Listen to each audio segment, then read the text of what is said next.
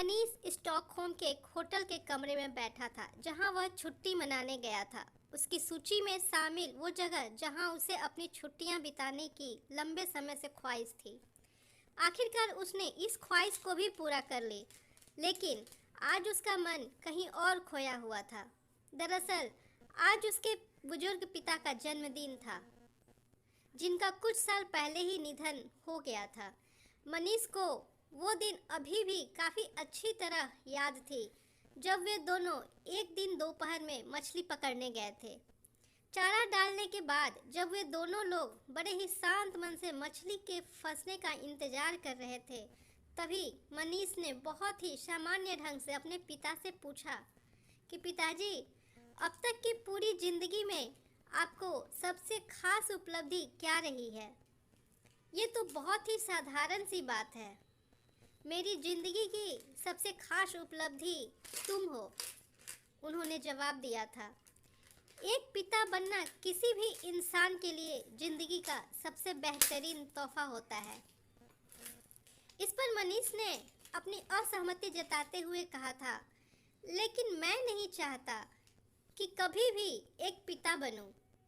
मैं अपनी जिंदगी वैसे ही जीना चाहता हूं जैसे अभी चल रही है, और मेरे पास आने वाले समय में कुछ करने के लिए बहुत सारी प्लानिंग है, जैसे पूरी दुनिया की यात्रा करना। उसकी बातें सुनकर मनीष के पिता थोड़ा मुस्कुराए, पर उन्होंने इस मुद्दे पर कुछ नहीं बोला। उनके मन मस्तिष्क में फिलहाल वही बात घूम रही थी कि जब वे भी मनीष की तरह ही कभी ऐसा ही सोचते थे, एक दिन तुम भी दुनिया की रेत समझ जाओगे, उन्होंने मनीष से कहा, और मछली मारने में अपना पूरा ध्यान लगाने लगे।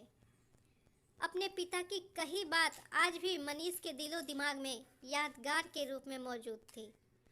उसने मोबाइल में मौजूद अपने पिताजी के पुराने फोटो को देखा। फिशिंग के दौरान उसने यह तस्वीर खींची थी। मनीष अपनी सोच में डूब गया। उसके पिताजी ने किसी इंसान की जिंदगी के सबसे बेहतरीन तोहफे के बारे में आखिर क्या कहा था? मनीष उन जगहों के बारे में सोच रहा था जहां कभी वह घूमने गया था, जहां जमकर खूब पार्टियां की थी और अपने पैसों की बदौलत वो विलासमय जीवन जी चुका था। लेकिन उसे अब यह बात समझ में आ गई थी कि आखिर उसकी जिंदगी के मायने क्या हैं। पिताजी, आप बिल्कुल सही कहते थे, मनीष ने मन ही मन कहा। इतना कहते ही उसका गला भर आया।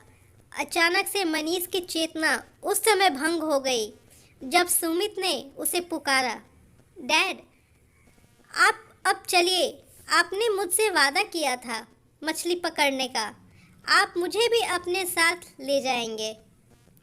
इसके बाद मनीष ने अपनी फिशिंग रॉड और कार की चाबी उठाई और दोनों पार्किंग की तरफ चल पड़े।